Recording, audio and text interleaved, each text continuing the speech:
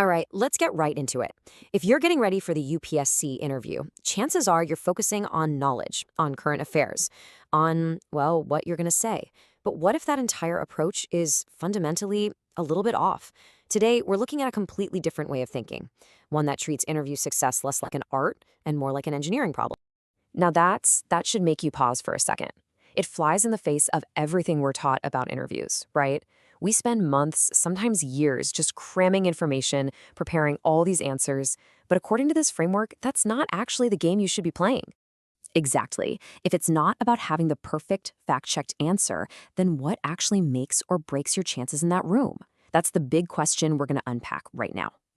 So first things first, let's just tear down a huge myth. The idea that the interview really begins when they ask you that first question. The reality is, for a lot of candidates, the outcome is pretty much decided long before that happens.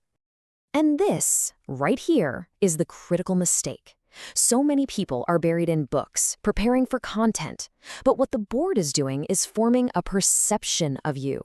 You see, success isn't about how many facts you can recite. It's about controlling the story the board builds about you from the second you walk through that door. It's about the powerful narrative your profile tells, not just the individual answers you give. So, if the old way is broken, what's the alternative? Well, this brings us to the core idea of this whole strategy, something called profile engineering. And it really is a fundamental shift in how you should think about getting ready for this interview. Let's break that down, because those are some big words. It's not about generic tips. It's diagnostic-driven, which means it starts by analyzing your specific profile, your DAF. It's personalized, so it's tailored just for you, your strengths, your weaknesses, and the whole point, the main goal, is to strategically control the board's perception. It's a system. And I think this line just says it all. Coaching can be kind of subjective, based on feelings. But engineering, that's precise. It's methodical. It's designed to create a predictable outcome. You're building a rock-solid structure for your performance, not just showing up and hoping for the best. Okay, profile engineering sounds powerful. Sure, but what does it actually look like? How does it work in practice? Well, the whole process is broken down into a really clear three-step system. Let's walk through it. So the three pillars are diagnosis, where you basically analyze your own profile like a detective. Then architecture, where you build your responses. And finally, the roadmap, where you create a structured plan to get you to the finish line. Each step builds on the last one, taking you from just raw data about yourself to being a fully prepared, confident candidate. Now, this first step, profile diagnosis, this is fascinating. It's all about looking at your detailed application form, your DAF, the way the board does. You literally reverse engineer it. You find those hidden red flags and weak spots you might not even see. You figure out your dominant persona. Are you the academic, the leader, the activist? Because that changes how they see you. And all of this lets you predict the kinds of questions they're going to hit you with. The outcome here is huge. You stop being reactive. You know what's coming, and you know why. Okay, on to step 2, question architecture. This is where you ditch all those useless generic mock questions you see everywhere. Instead, you get questions that come only from your own profile diagnosis. We're talking high-pressure scenarios made to test if you're being authentic, made to poke at your weak spots, like career gaps, weird mark fluctuations, that jump from the private sector. So you're not wasting a single second. You're pressure testing the exact things that are most critical for you. And finally, we have the readiness roadmap. This is what pulls it all together. It's a structured, day-by-day prep plan. You get clear daily goals for your knowledge, your body language, how you speak. It gets rid of that last-minute chaos we all feel. And it forces you to weave every part of your profile into one single coherent story. The goal? You walk into that interview room with rehearsed clarity, with real confidence, not a brain full of random facts and a stomach full of anxiety. This whole system is really built on one core idea.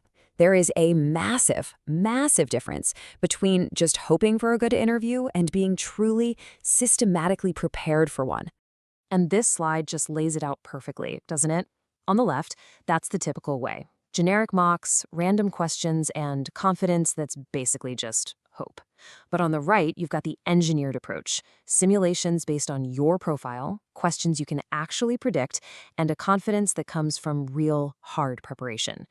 It's a total shift from being a passive participant to being the architect of your own success.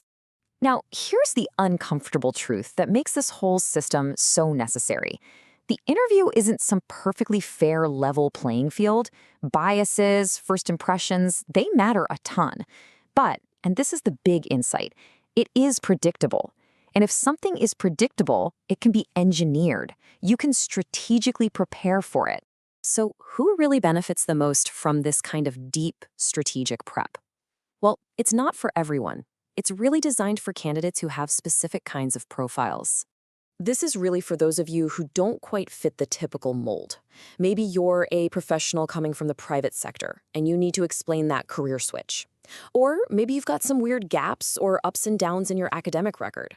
If you have a strong but maybe unconventional background, and you just don't want to gamble your final rank on mock interview luck, then this is the kind of approach that's built for you. It helps you tell your unique story, your way. And really, it all boils down to this powerful idea. Look, anyone can show up and be interviewed, but this process we've been talking about, it's about taking control to make sure you're not just another person they talk to, but the person who actually gets selected. It's about moving from defense to offense. And that's the question I want to leave you with. Take a hard look at how you're preparing right now. Is it built on hope and just cramming content? Or is it engineered for perception and control? Because honestly, the answer to that question might just be the thing that defines your outcome.